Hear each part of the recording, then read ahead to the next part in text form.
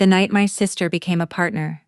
My father looked me in the eye and told a room full of strangers that I still served in the army, like it was a disease I hadn't recovered from yet. 20 minutes later, a 2-star general crossed that ballroom, shook my hand, and said 4 words that turned every head in the room. "Major Caldwell, good evening." My brother-in-law's face went white. My sister's champagne glass stopped halfway to her lips. My father just stood there staring at me like he'd never seen me before in his life.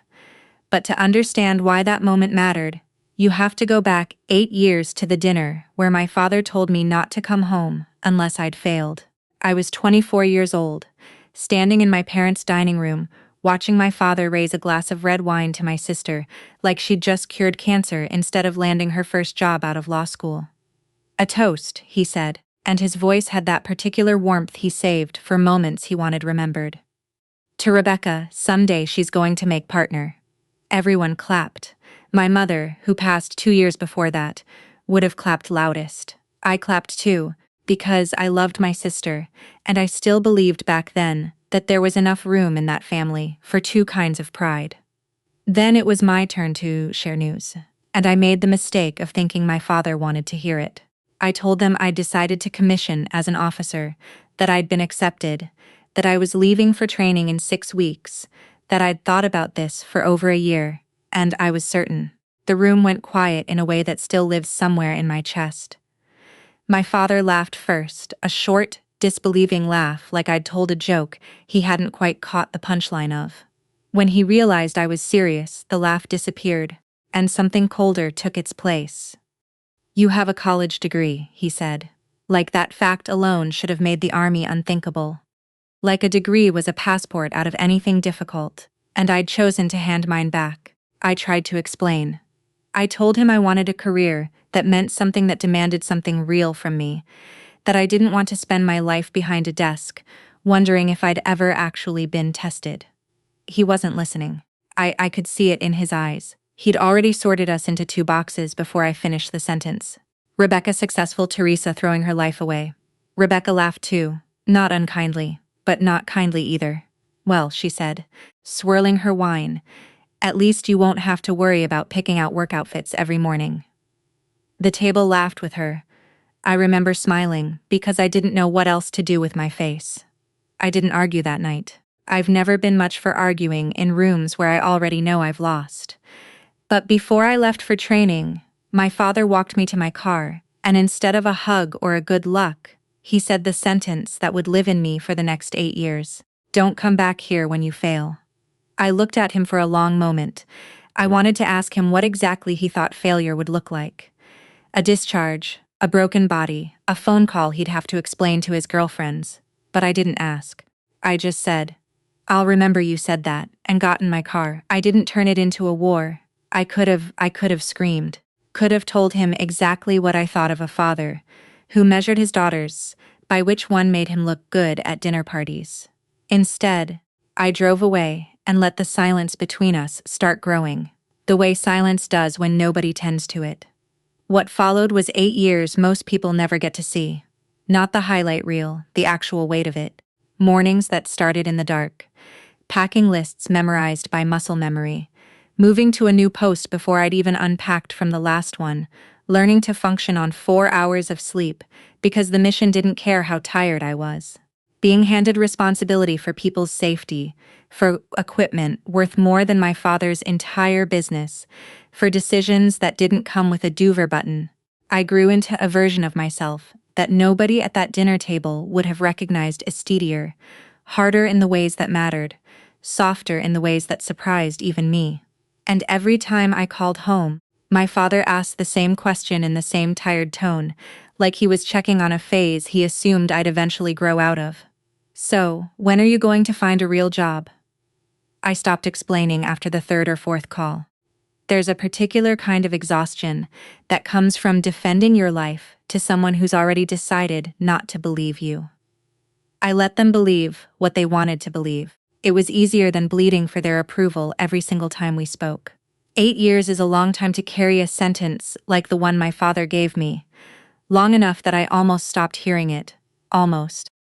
Then on an ordinary Tuesday, A thick, cream-colored envelope showed up in my mailbox, formal heavy cardstock gold lettering. The kind of invitation that cost someone real money to print. Inside was a request for my presence at a celebration Rebecca had made partner. Exactly the future my father had toasted to 8 years earlier, arriving right on schedule.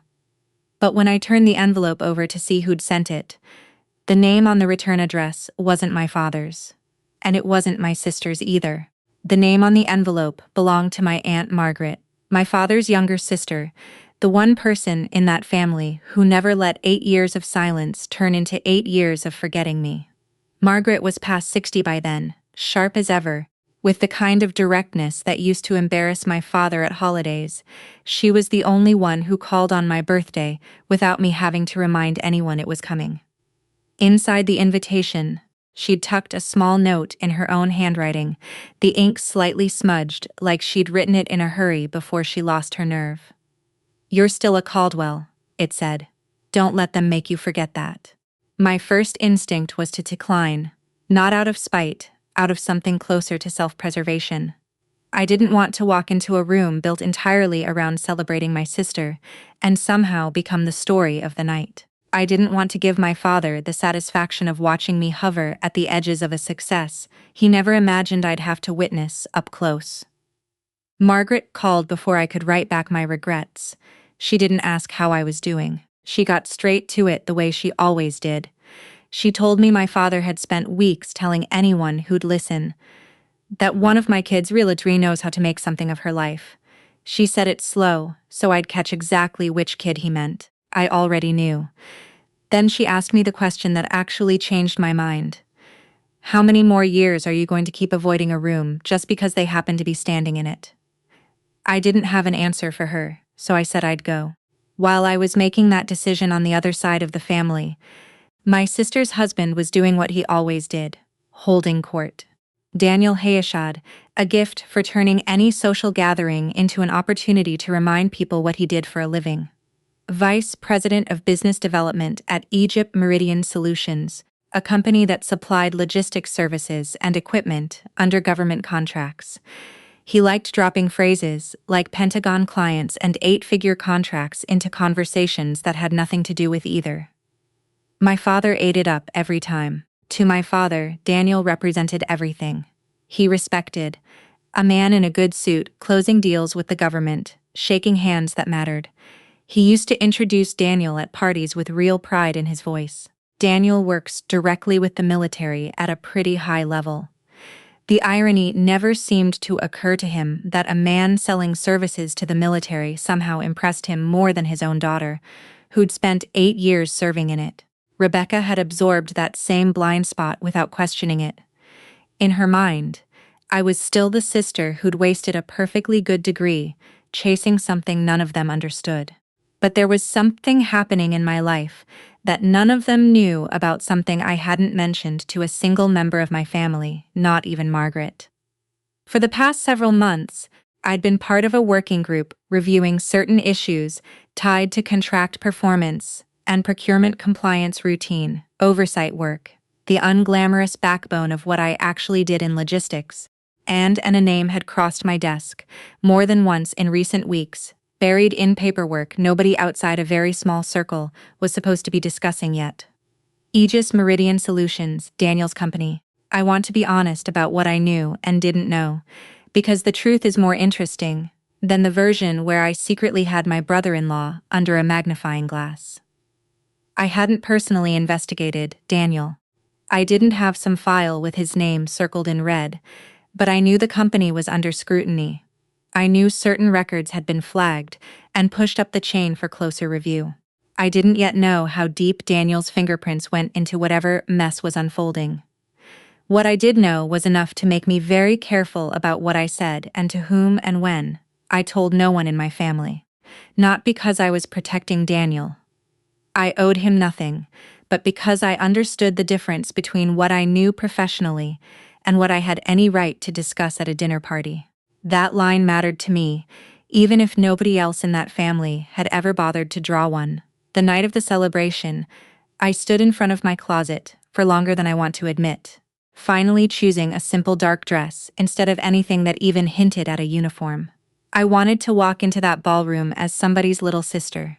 Not as an officer, not as anyone with rank or files or clearance, just Teresa. The hotel lobby was all marble and soft gold light. The kind of place that made you lower your voice without being told to. A young woman at a check-in table ran her finger down a printed guest list, searching for my name. When she found it, she paused just slightly, just long enough for me to notice. "Caldwell," she said, glancing up. "Teresa Caldwell?" I nodded. She smiled, but there was something careful in it, something I couldn't quite place yet. "Someone's expecting you," she said, and gestured toward the ballroom doors, like she knew something I didn't. I had no idea walking through those doors just how right she was. Margaret found me before I found her, cutting through the crowd in a deep green dress, arms already open. We hugged longer than either of us probably intended to, the kind of hug that says more than a phone call ever could. Over her shoulder, I took in the room, a ballroom dressed in soft gold light, round tables draped in white, a string quartet somewhere near the back, doing its quiet work under all the conversation. Rebecca's colleagues were there, other partners from the firm, corporate clients in expensive suits and scattered among them. My father's circle of old friends, the ones who'd known us since we were girls. I saw my father before he saw me. He was standing near the center of the room, holding court the way he always did, one hand resting on some stranger's shoulder, laughing at his own joke. Then his eyes moved past the stranger and landed on me, and I watched his whole face change in real time. The smile didn't fade slowly, it just stopped. He crossed the room toward me, and for one absurd second I let myself hope he might hug me. He didn't. No embrace, no handshake, not even a nod. Just 4 words, flat and cold. "Who invited you?" "Aunt Margaret," I said, keeping my voice even. He turned to glare at his sister, and I watched Margaret meet that look without flinching, the way only someone who's known a person their whole life can. Then Rebecca appeared beside him, stunning in deep blue arms crossing over her chest before she'd even said hello. "Teresa, tonight is about my career." "I know," I said. "Then why are you here?" "To congratulate you." She looked me over top to bottom, the way you'd size up someone who'd wandered into the wrong wedding. Then she said, quiet enough that it was meant to be private, but loud enough that the people nearest us heard it anyway. "She doesn't belong here." My father said nothing. That silence hurt more than anything either of them could have said out loud. Somebody nearby asked him out of polite curiosity what I did for a living. He answered before I could open my mouth. "She's still in the army." The way he leaned on that word still made it sound less like a fact, and more like an apology he was making on my behalf. The guest, undeterred, asked what exactly I did over there. I kept it simple. "I'm an officer." My father cut back in almost immediately. "Anyway, Rebecca's the one we're celebrating tonight." Nobody argued with that. I certainly didn't. 8 years teaches you something about which battles are worth the air it takes to fight them. And a stranger's cocktail hour, curiosity, wasn't one of mine. That's when Daniel walked over, phone pressed to his ear, voice low and tight, in a way that didn't match the celebratory mood of the room. I caught fragments as he approached review documentation contracting office, before he ended the call and slid the phone into his jacket. He looked up, saw me standing there, and his expression soured instantly. Rebecca filled the silence for him. "My sister just showed up." Daniel, already wound tight from whatever call he just ended, turned that tension straight at me. "Why the hell would you show up here?" A few heads turned. I felt the room's attention shift. That particular hush that happens right before people pretend not to be listening. I looked at Daniel, really looked at him, and understood something in that moment that none of them did yet. He had no idea who I actually was. I let myself smile just slightly. "You don't know anything, do you?" Daniel opened his mouth to fire something back, but before a single word made it out, a voice cut through the noise behind me, deep and unmistakably military in its cadence. "Major Caldwell." Daniel froze mid-birth, his mouth still half open around whatever he'd been about to say. The voice belonged to Brigadier General Thomas Whitaker, a 2-star I'd worked alongside years earlier on a logistics assignment that taught me more in 6 months than most jobs teach in 6 years. His wife had apparently once been a client at Rebecca's firm, which explained his presence in a ballroom I never expected to find him in. He crossed toward me with the easy confidence of a man used to rooms rearranging themselves around him and extended his hand. "I had no idea you'd be here tonight," he said. "Neither did I, General," I answered, shaking his hand. "Not about you, anyway." My father went completely still. I watched it happen out of the corner of my eye, the color draining slightly from his face, his jaw tightening like he was trying to solve a math problem that refused to add up. Rebecca's expression shifted to confusion, replacing irritation.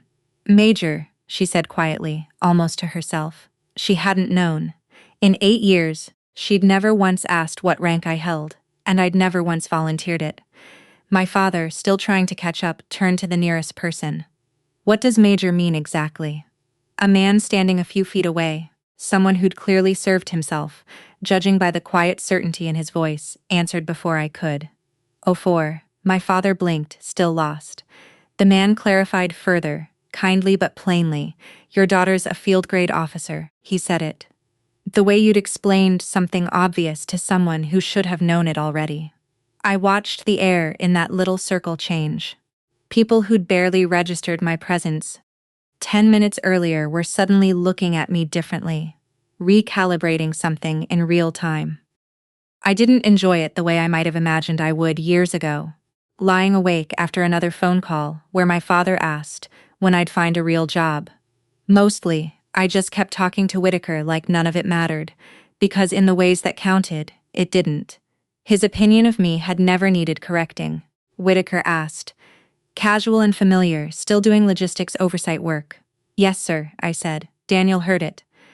I watched the words land on him like a physical weight. Logistics oversight, and something behind his eyes shifted from irritation into something closer to alarm. "Where exactly do you work?" he asked, and his voice had lost its earlier edge, replaced by something more careful. I looked at him steadily. "You really want to ask me that here?" He didn't answer.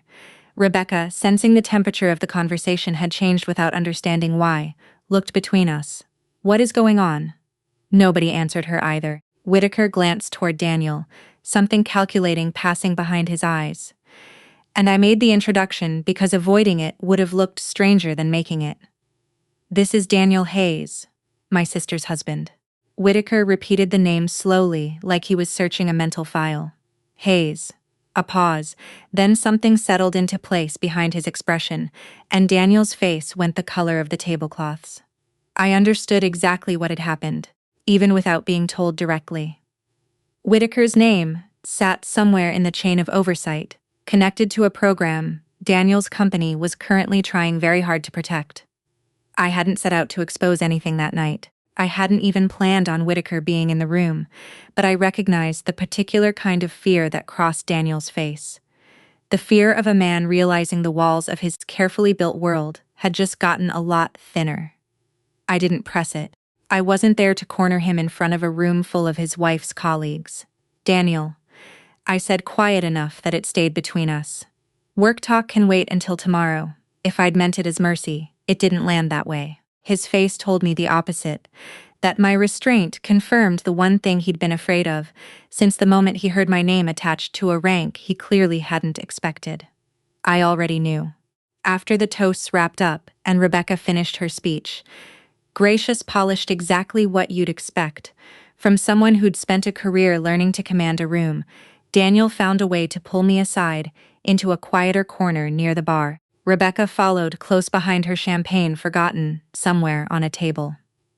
Daniel didn't waste time on pleasantries. "How much do you know about what I asked?" Though I understood exactly what he meant. "Don't play that game with me." I kept my voice level. "Then you should probably be specific about what you're worried." I know what came out over the next several minutes wasn't a confession exactly, more a slow unraveling. Aegis Meridian had come under scrutiny over certain performance certifications and subcontractors' disclosures tied to one of their logistics contracts. I wasn't a criminal investigator. I had no authority to cancel a contract on my own, no power to hand down verdicts from some corner office. But in the course of my actual job, I'd flagged numerical inconsistencies in documentation that had crossed my desk. and I'd routed the concern through the proper channels the way anyone in my position was required to. From there, it had made its way to contracting officials and the appropriate oversight bodies. That was the whole of my involvement, doing my job correctly, the way I'd been trained to.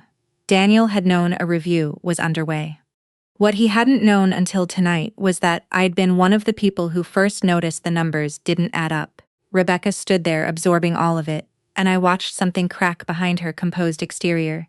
She turned to her husband. "You told me it was a routine audit." "It is," Daniel said too quickly. "Then why do you look terrified?" He didn't answer that either. This was where the second layer of the night revealed itself.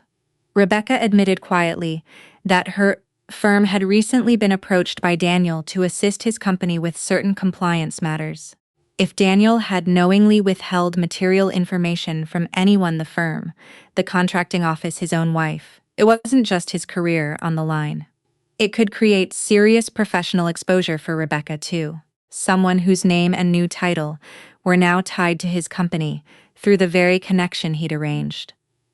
I watched my sister begin to understand in real time that her husband might have been using her reputation and her new position as cover. I kept my own boundaries clear. I'm not going to discuss case files with either of you. If his company receives an official request, they answer it through the proper process. That's it. Daniel's fear curdled into anger. "Are you threatening me?" "No," I said. "I'm telling you the exact opposite. I'm not going to use my family to interfere with my job. That's not how this works, and it's not who I am." That's when my father walked into the middle of it, catching only the tail end of the exchange. True to 8 years of habit, he immediately positioned himself beside Rebecca without asking a single question first. "Teresa, that's enough. This is your sister's night." I looked at him. "Do you even know what's happening right now?" "I know you're ruining a party." Something in me went quiet, and still the way it does right before you accept a truth you've been circling for a long time. "So 8 years hasn't changed anything." I said. He didn't answer that. He didn't need to. His silence was the answer, the same one he'd been giving me since I was 24 years old, standing in his dining room, waiting for him to understand that choosing a hard life wasn't the same as choosing a failed one. Daniel's composure didn't survive much longer after that. He turned on me, accusing me of showing up that night specifically to humiliate him in front of his wife's colleagues, his voice rising just enough to draw a few curious glances from nearby tables. Margaret didn't let that stand for a second.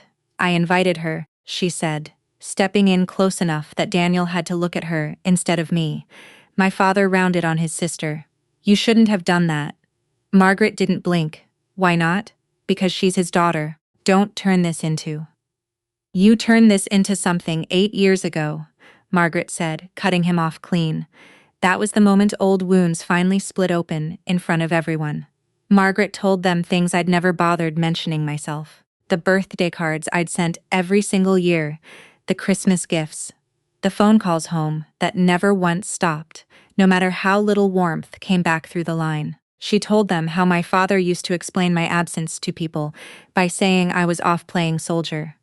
Like 8 years of my life amounted to a hobby he found mildly embarrassing. I'd never told anyone that story. I hadn't needed the sympathy of a room to carry it.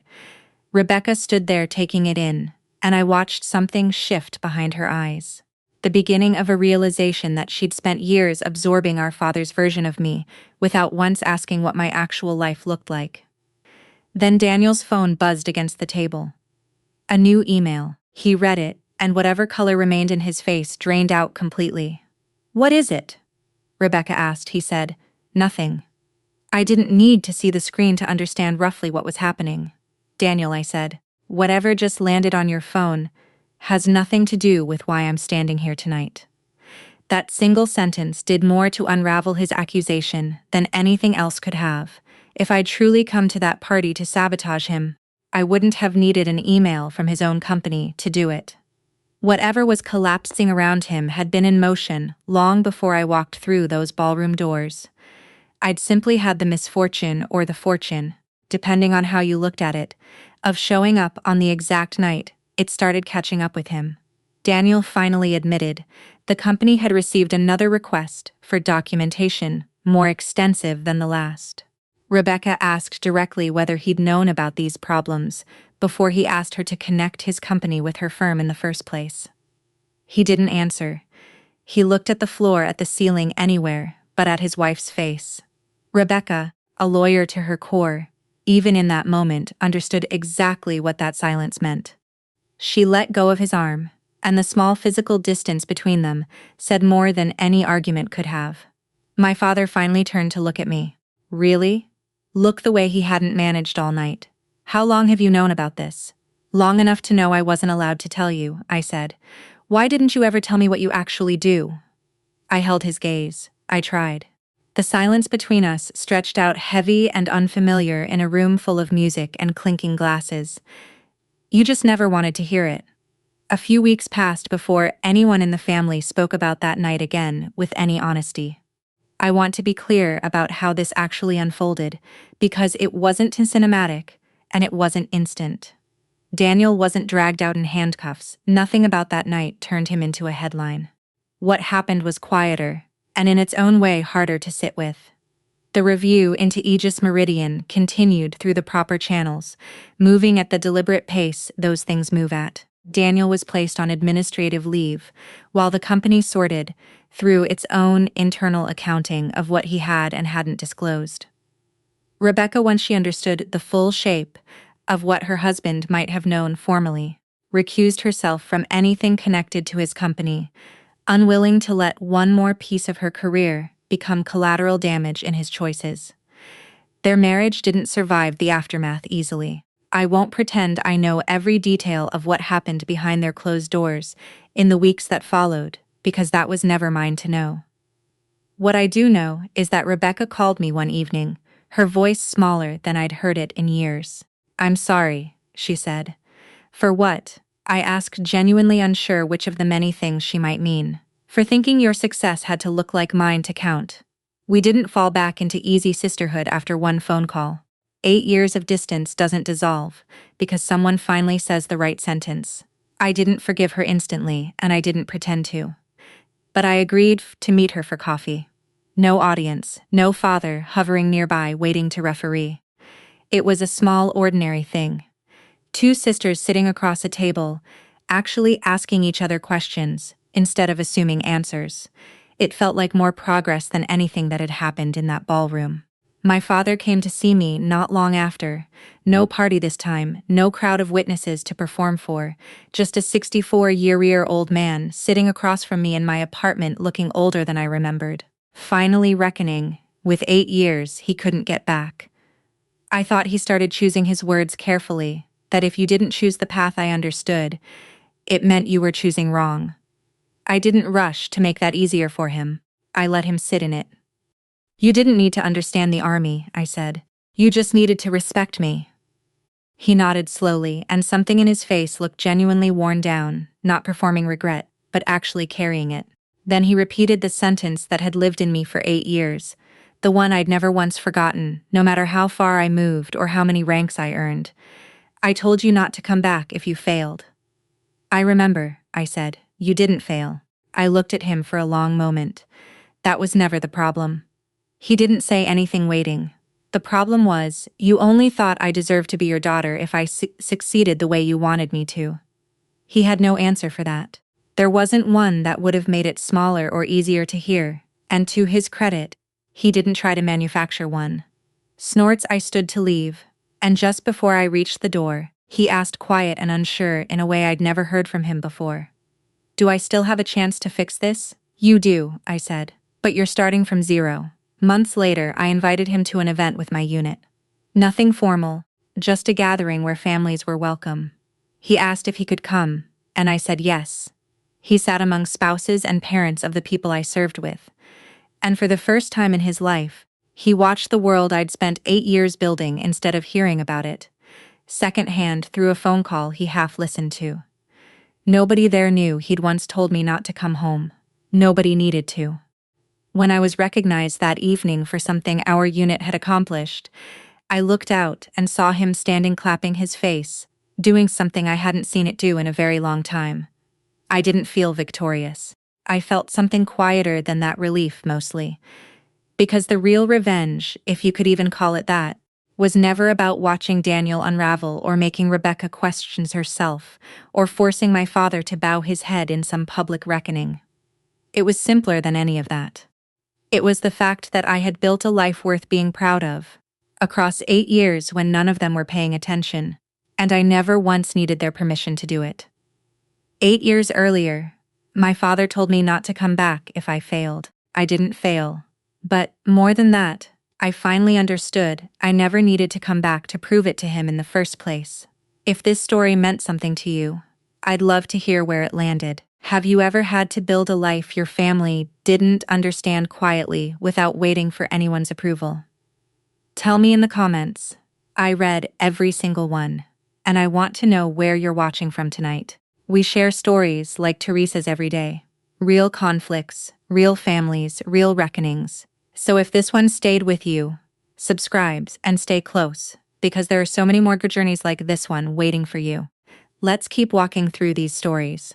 Would you like me to translate everything you just said for my father? My fork stopped halfway to my plate. The room went silent. Across the table, my fiancé's mother stared at me as if I had suddenly become a stranger. His father lowered his wine glass. My fiancé, Daniel, turned completely pale, and my father, he was still smiling, completely unaware that the people sitting across from him had spent the last 20 minutes tearing him apart in French. I looked directly at Daniel. "You thought I couldn't understand you," I said quietly. "That was your first mistake." 3 hours earlier, I had been excited about dinner. My name is Claire Morgan, and at 31, I was a U.S. Army captain stationed at Fort Liberty, North Carolina. Military service had taught me to stay calm when everything around me was chaotic, listen carefully, and never make decisions based solely on emotion. That evening, however, I had no idea those lessons were about to become very personal. Daniel's parents had flown from France to the United States to meet my family before our wedding. They were sophisticated, wealthy, and perfectly polite. His mother, Isabel, kissed my cheek and told me she had heard wonderful things about me. His father, Laurent, shook my hand firmly and said, "We are very happy to finally meet the woman our son intends to marry." I smiled. My father, Robert Morgan, stood beside me in his best navy blazer, slightly nervous but trying not to show it. Dad was 64. He had spent his working life as a high school history teacher and later as a guidance counselor. He lived in the same modest house where I had grown up. The kitchen cabinets were old, the driveway had cracks, and his truck had more miles than I could count. But that house had always been home. My father had raised me after my mother died when I was 17. He worked extra hours, learned how to cook badly, sat through my late-night college applications, and never once complained when I told him I wanted to join the army. He wasn't rich, but he had given me something I considered priceless. He had taught me that a person's character mattered more than their bank account. Dinner began beautifully.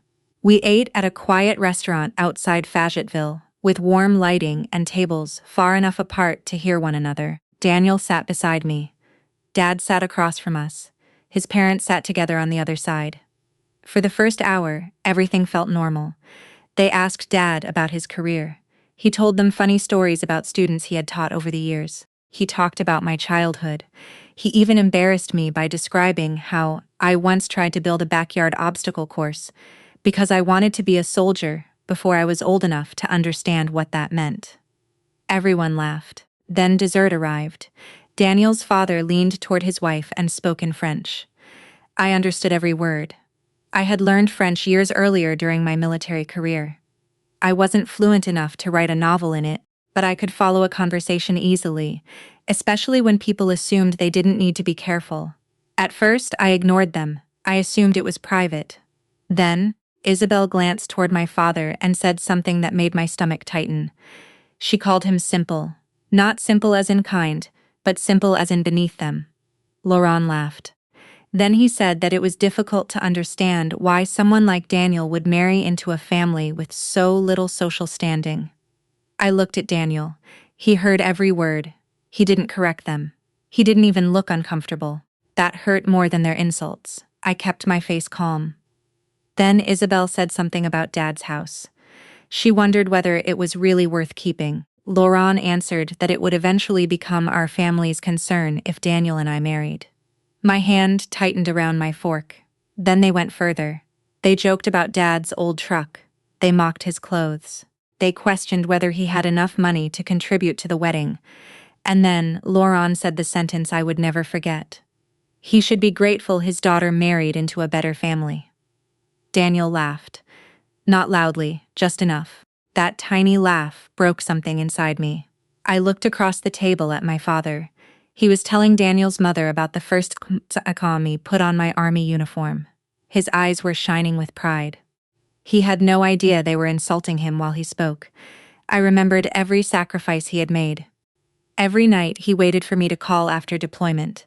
Every time he told me he was proud of me, even when I knew he was terrified. And suddenly, I realized something. I wasn't angry because they thought Dad was poor. I was angry because they believed money gave them permission to disrespect him. I placed my fork gently on the plate. The sound was small, but everyone heard it. Daniel stopped smiling. I looked at his parents and spoke in French. Your French is very good. Isabel's face changed instantly, I continued. Unfortunately for you, so is mine. Nobody moved. Daniel whispered. Claire, I turned toward him. You knew they were talking about my father. He opened his mouth. Nothing came out. His mother tried to laugh it off. Oh, Claire, you misunderstood. No, I said I understood every word. Dad finally looked at me. Claire, what's going on? I reached across the table and touched his hand. Nothing you need to worry about, Dad. Then I looked back at Daniel. His face had gone pale. I could have exposed every insult and humiliated them in front of the entire restaurant, but I remembered what my father had taught me. Anger tells you what hurts. Character tells you what you do next. So I took a breath. Then I asked the question that changed everything. Before we continue discussing my father's worth, would you like me to translate everything you just said for him? Daniel's mother stopped up breathing for a moment.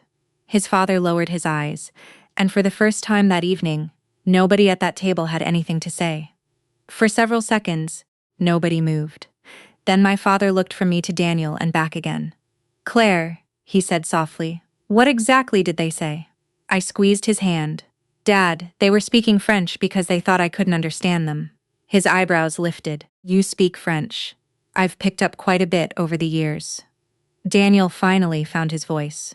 Claire, this isn't what you think. I looked at him. That sentence usually means it is exactly what I think.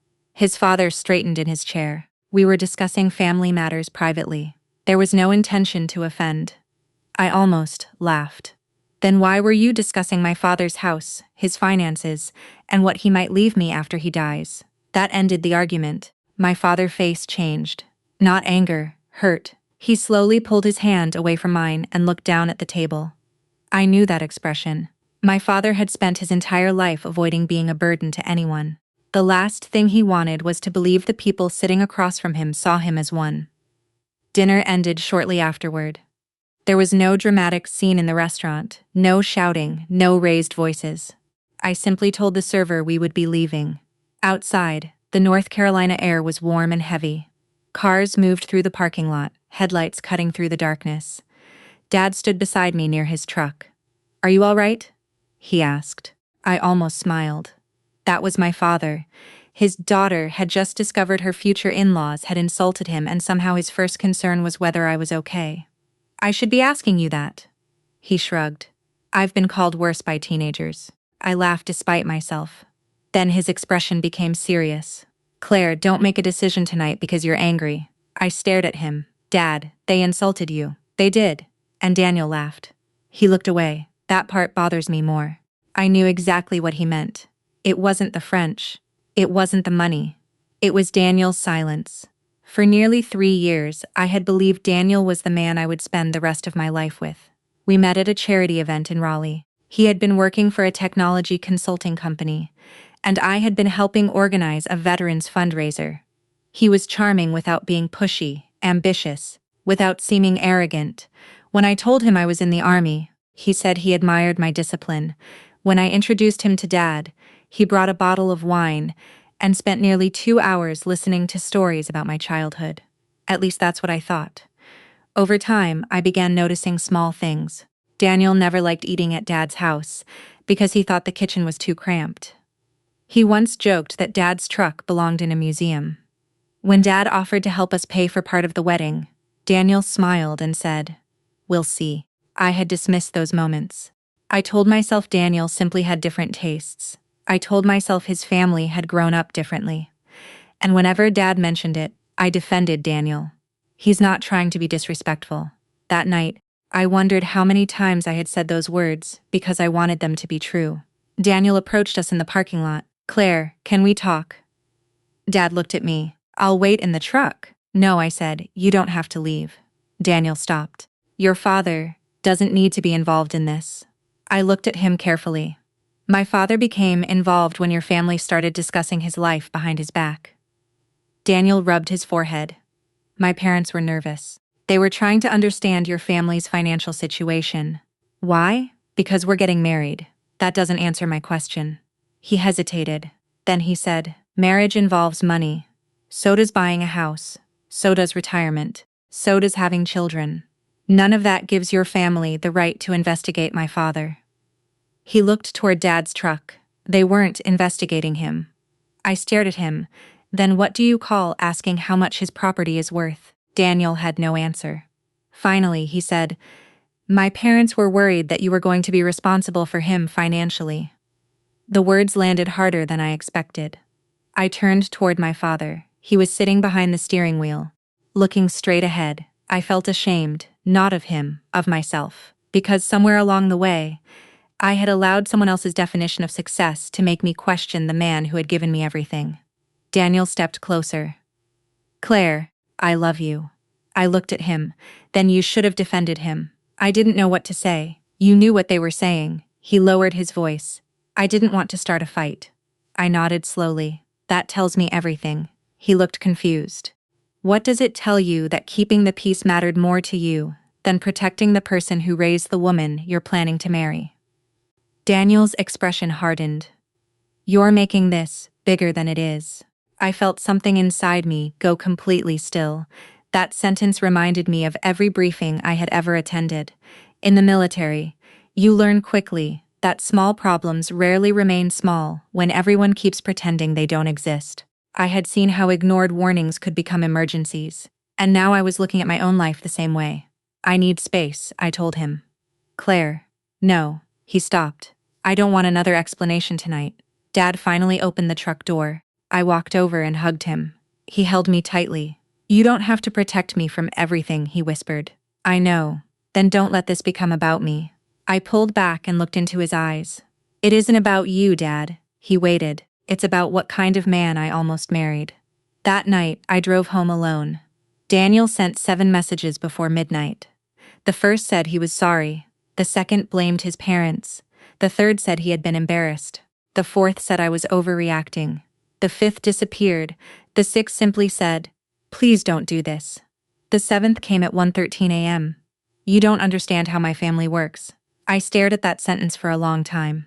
Then I put my phone face down. The next morning, I went to the base as usual.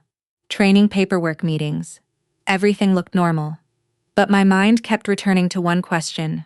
Why did Daniel's family know so much about my father's finances? I had never told them. Dad certainly hadn't. And when I thought about the questions Daniel had been asking me during the previous 6 months, a pattern began to emerge. How much was Dad's house worth? Did he have a retirement account? Was there life insurance? Had he made a will? At the time, I thought Daniel was simply planning for our future.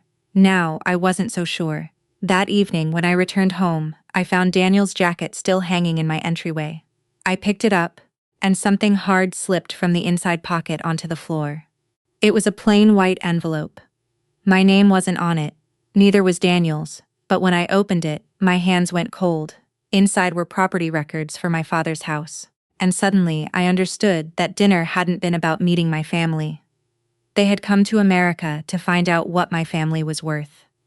I stared at the property records spread across my kitchen table. For several minutes, I couldn't move. The documents weren't originals. There were photocopies of county property records, including the estimated value of my father's house, the lot size, and the date he had purchased it. There was also a handwritten note in the margin. confirm inheritance arrangements. My stomach tightened. That wasn't curiosity. That was planning. I sat down and read everything again. The house wasn't worth a fortune.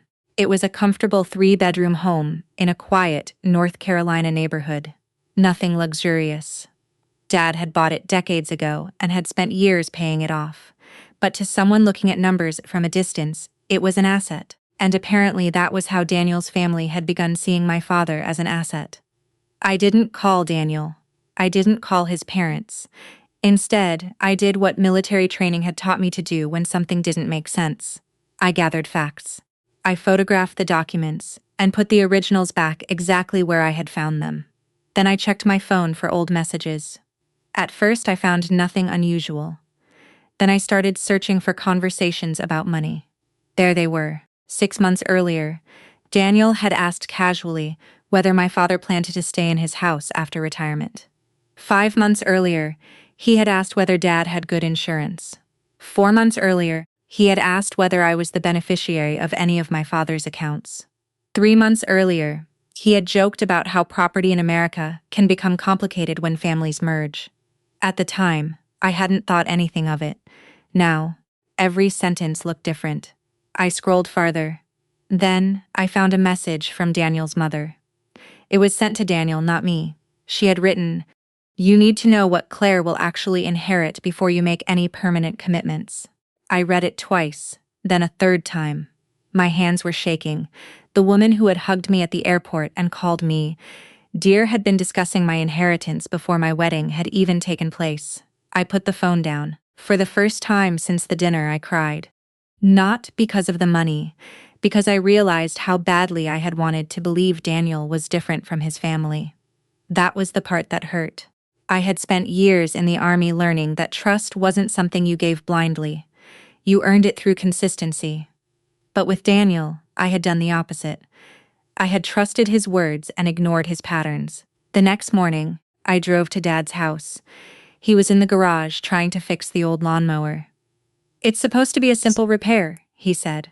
I looked at the collection of tools scattered around him. "You've been saying that for 40 years. He smiled. Then he noticed my expression. "What happened?" I sat on an overturned bucket. "I found something." He stopped working. I showed him the photographs. His face became serious. "Where did you get these Daniel's jacket?" Dad wiped his hands on an old rag. "Are you sure he knows about this?" "I don't know." He looked at the documents again, then he sighed. "Claire, don't let anger make you accuse someone without knowing the whole story." "I know." "Good. But I'm going to find out." Dad looked at me for a long moment, then he nodded. "That sounds more like you." I spent the next several days quietly putting together the timeline. I discovered that Daniel had asked me more questions about Dad's finances after our engagement. He wanted to know whether Dad had a will. He wanted to know if I had any siblings.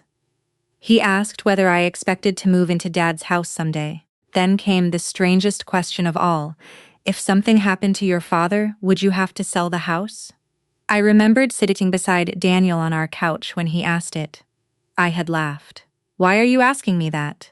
He kissed my forehead just thinking about our future. I believed him. Now I understood why that memory made me uncomfortable. One evening I finally called him. "Daniel, we need to talk." His voice immediately changed. "Are you okay? Where did you get the property records for my father's house?" Silence. Not the silence of someone confused. The silence of someone caught. "Claire, answer me." "My father asked someone to look into the property." "Why?" "He wanted to understand your family's financial situation." "That's not what I asked." Daniel exhaled. "Because my parents wanted to know whether your father had significant assets." I closed my eyes. "And you helped them." I didn't think it was a big deal. I laughed once. It wasn't a happy laugh. "You didn't think it was a big deal to investigate my father without his knowledge. They were trying to protect us." "No. They were trying to calculate us." "That isn't fair."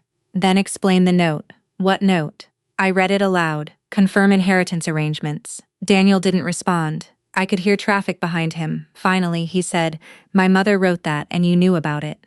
I knew she was concerned. Concerned about what? He hesitated. Then he said something that changed the way I saw him. "She's wanted to make sure you weren't going to bring financial responsibilities into our marriage." I stared at the wall. My father raised me alone. I know. He paid for my education. I know. He supported me when I joined the army. I know. He never asked me for a dime. I know, Claire. Then what financial responsibility are you talking about? Daniel's voice became quieter.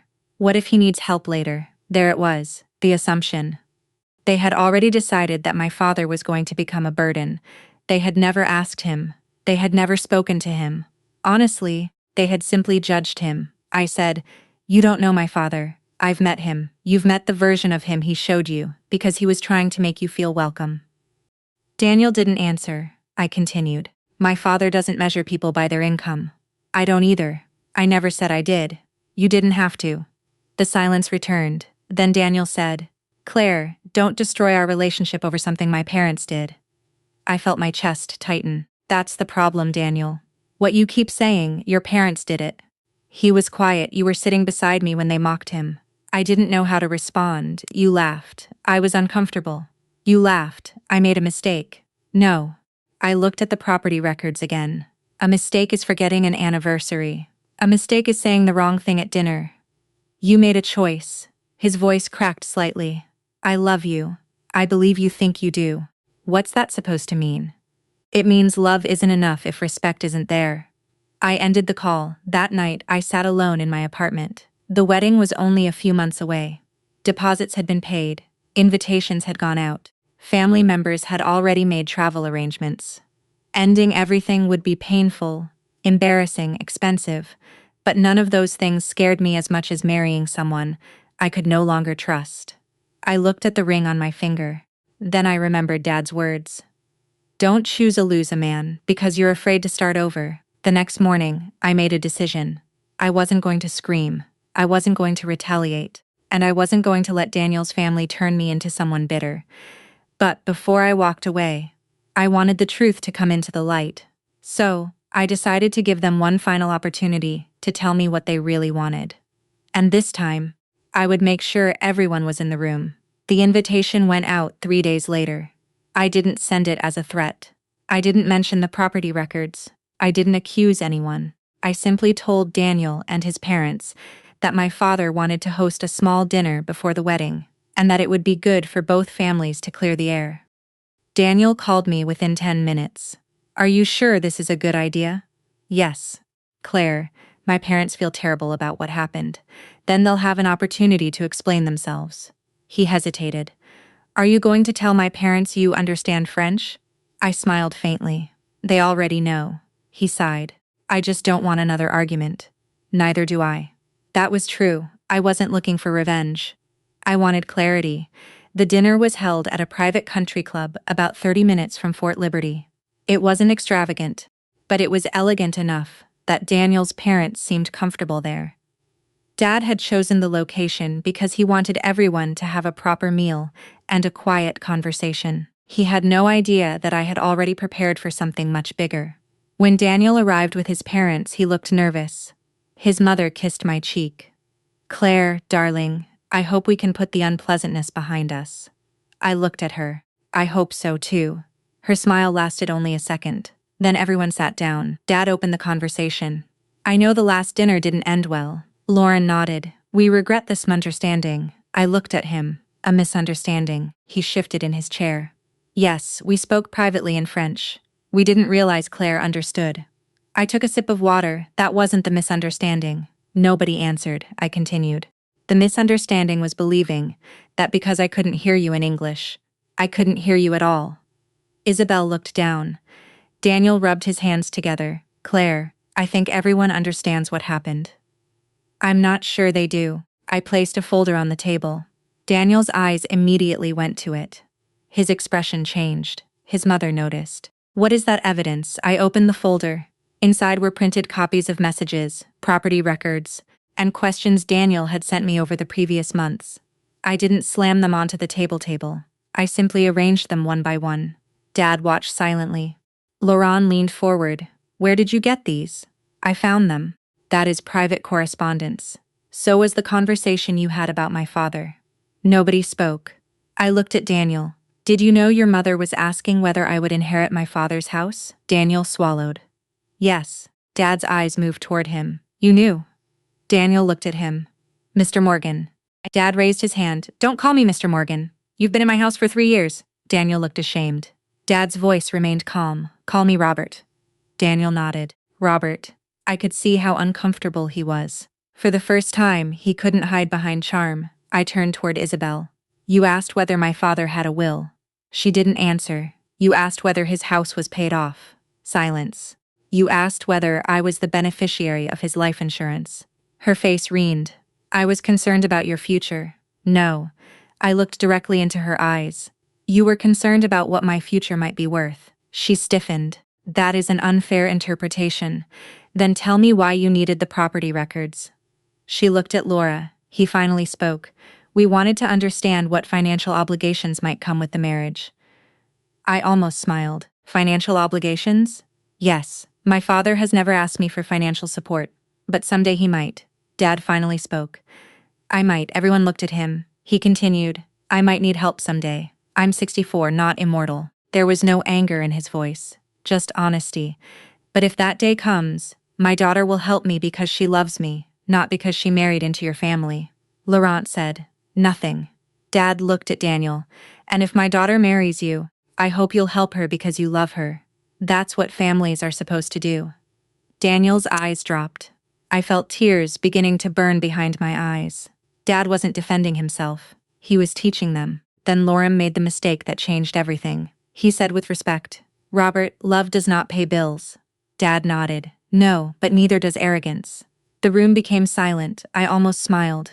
That was my father. Quiet for an hour. Then one sentence that ended the argument. I turned toward Daniel. You said your parents were only protecting our future. Yes. Then why did you let them investigate my father? I was trying to keep everyone happy. I shook my head. That isn't an answer. I didn't want conflict. You wanted comfort. He looked at me. And you were willing to let my father become the price of that comfort. Daniel's eyes filled with tears. That's not what I wanted. But that's what happened. His mother suddenly spoke. We never intended to hurt anyone. I looked at her. Intent doesn't erase impact. She looked away. I opened the final page. It was a message from Isabel to Daniel. You need to know what Claire will actually inherit before you make any permanent commitments. Dad read it. His face became completely still. Then he looked at me. Claire, I know. He looked at Daniel. Is this why you proposed? Daniel immediately shook his head. No. Dad's voice remained calm. Then, why was my inheritance part of your decision? Daniel couldn't answer. That silence was answer enough. I reached down and removed my engagement ring. I placed it on the table. Daniel stared at it. Claire, please. I shook my head. I wanted to believe that you were different. I am. You had 3 years to prove it. He stood. I love you, I know. Then don't do this. I looked at him. Love isn't supposed to make me question whether the person beside me respects the people I love. His mother began crying. His father looked furious. Not at me, at Daniel. Suddenly the family began arguing among themselves. Daniel blamed his parents. His parents blamed his concerns about our finances. Voices rose. Everyone started defending themselves. I sat quietly, and strangely I felt peaceful. For months I had wondered whether I was imagining the warning signs. Now I didn't have to wonder anymore. I stood. I'm not going to insult anyone. Everyone became quiet. I don't want revenge. I looked at Daniel. I want the truth.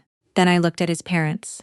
You came to America believing my father was a poor man standing between you and your son's future. I paused.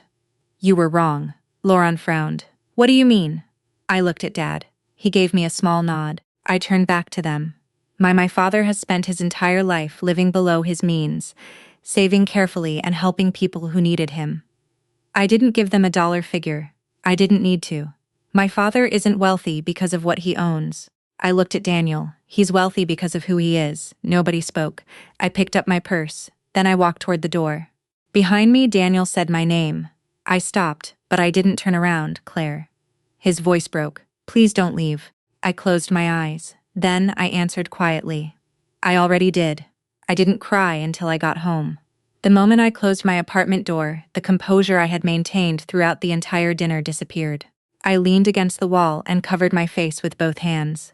The wedding was over, not postponed, not reconsidered. Over. And strangely, the hardest part wasn't losing Daniel. It was grieving the future I had imagined. For months, I had pictured that future so clearly. A small house, Sunday breakfasts, holidays with both families, maybe children someday. Daniel beside me when I returned from long days at the base.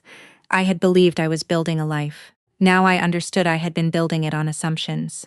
My phone began ringing. Daniel. I let it ring then again and again. Finally I answered. Claire. His voice sounded exhausted. I don't want to fight. Neither do I. Then please let me explain. You've had several chances, I know. He took a breath. My parents pressured me. I closed my eyes, I know. They kept telling me that marriage wasn't only about love. They were right about that. What? Marriage isn't only about love. It's about trust, respect, character, boundaries. He became quiet. I made a mistake. You made several, I know. Then tell me which one you're talking about. He didn't answer immediately. Finally, he said I should have defended your father. That was one. I shouldn't have allowed my parents to look into his finances. That was another.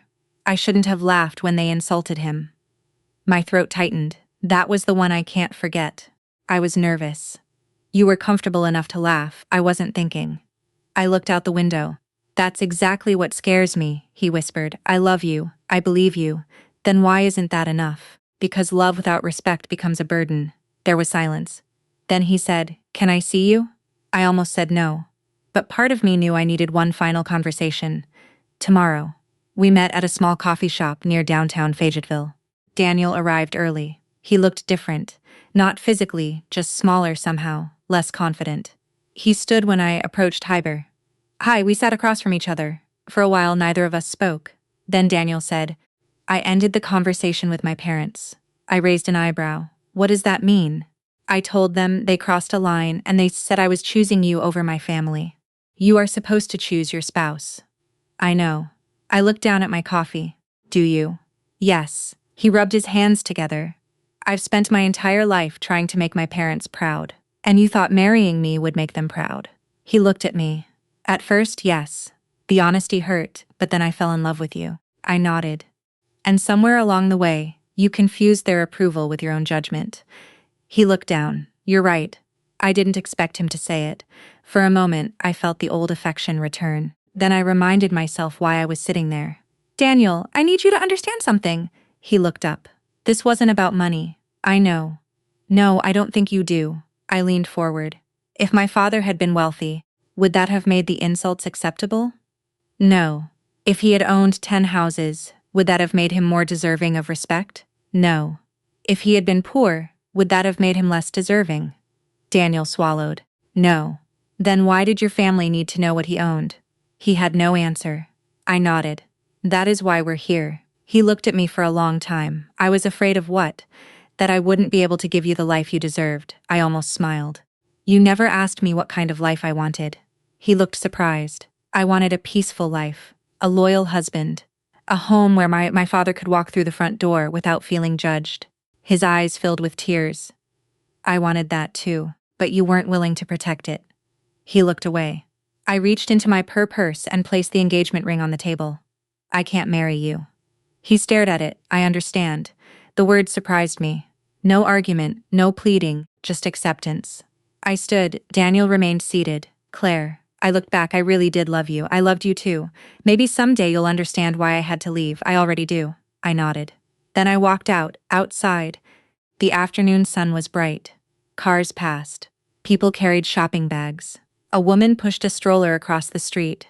The world had not stopped because my wedding had ended. That realization was strangely comforting. A week later, I went to Dad's house. He was sitting on the back porch with 2 glasses of iced tea. He handed one to me. Thought you might need this. I smiled. News travels fast. I'm your father. I've earned the right to know when my daughter's life falls apart. I laughed. Then I started crying. Dad didn't say anything. He simply put his arm around my shoulders. After a while, I said, I'm sorry. He frowned. For what? For letting this happen? He shook his head. You didn't let anything happen. I should have seen it maybe. I looked at him. He continued. But seeing it earlier wouldn't have changed who they were. That stayed with me. Dad took a sip of tea. You know what marriage is? I smiled. I'm guessing you're about to tell me. It's not 2 people promising never to hurt each other. I listened. It's 2 people promising to tell the truth when something hurts. I nodded. And when they make mistakes, they fix them. He paused. But some mistakes tell you something about a person's character. I looked at him like what happened with Daniel. Exactly. I rested my head against his shoulder. For the first time in weeks, I felt calm. Not happy, not yet, but calm, and that was enough. My military career continued. I returned to work, trained younger soldiers, handled military responsibilities, and slowly rebuilt the rhythm of my life. I stopped checking whether Daniel had called. I stopped wondering what his parents thought. I stopped trying to understand people who had already shown me who they were. Then, about 6 weeks later, I received a message from Daniel. It was short. I moved out. I stared at the screen. A second message appeared. I'm not asking you to take me back. I just wanted you to know I'm finally making decisions for myself. I didn't respond immediately. Then another message arrived. Your father was right. I need to become the kind of man who protects the dignity of the person I love, even when nobody is watching. I read it twice. I still wasn't ready to forgive him completely. Forgiveness wasn't a switch. It was a process, and trust was even slower. But for the first time, I believed he might actually be learning. That night, I called Dad. Hey Dad, hey kiddo. Daniel moved out. There was a pause. Good for him. I laughed. You're not surprised. No. Why? Because sometimes losing something is the only way people realize what they were about to lose. I looked out the window. The sunset was fading over the neighborhood. I thought about the dinner, the French, the insults, the fork hitting the plate, the ring, the humiliation, and then I realized something. I had spent so much time thinking about whether I had lost a fiancé that I hadn't noticed what I had gained: clarity, boundaries, and a deeper understanding of what my father had been trying to teach me my entire life. Not everyone who says they love you knows how to love you properly. And sometimes walking away isn't revenge. Sometimes it's self-respect. 6 months after that dinner, I was sitting at my father's kitchen table on a quiet Sunday morning. The coffee was too strong. The toast was slightly burned, and Dad was pretending he hadn't burned it. You've always liked it that way, he said. I've always been too polite to tell you otherwise, he laughed. For the first time in months, the memory of that dinner no longer made my chest tighten. It had become a story, a difficult one, but a story. My army career had continued, and life had slowly returned to something resembling normal. I had stopped wearing my engagement ring. The wedding deposits had been dealt with. The invitations had been canceled. There were still awkward conversations with relatives. There were still people who asked what happened. I learned to answer simply. We discovered we wanted different things from marriage. That was enough. I didn't need to tell everyone about the French conversation. I didn't need to explain every message or every question. Some truths are powerful, precisely because you don't have to shout them. Daniel and I hadn't spoken much during those 6 months. Then one Saturday afternoon, he asked if he could meet my father. Not me, my father. Dad looked at me when I told him. What do you think? I shrugged. I don't know. You don't have to decide today. I know. Dad nodded, then let him come. Daniel arrived the following Sunday. He looked nervous when he stepped onto the porch. Dad opened the door. Come in. Daniel swallowed. Thank you. I stayed in the kitchen while they sat in the living room. I could hear parts of the conversation, but I didn't listen closely. This was something they needed to do, without me standing between them. After about 40 minutes, Daniel came into the kitchen. His eyes were red. Dad followed behind him. Nobody spoke for a moment. Then Daniel looked at me. I owe your father an apology. I nodded. He turned toward Dad. Robert, I'm sorry. Dad didn't immediately respond. Daniel continued. I treated your family like a financial calculation. I let my parents' expectations influence decisions that should have been mine. And when they disrespected you, I stayed silent. Dad looked at him. Why? Daniel took a breath. Because I was afraid of disappointing them. Dad nodded slowly. That is honest. Daniel looked surprised. Dad continued. But honesty isn't the same as courage. Daniel lowered his eyes. I know. Dad leaned back. You don't owe me a perfect apology. You owe yourself an honest answer. Daniel looked confused. To what? Who are you when your family expects one thing and your conscience tells you another? The room became quiet. Daniel looked at me, then back at Dad. I don't know yet. Dad nodded.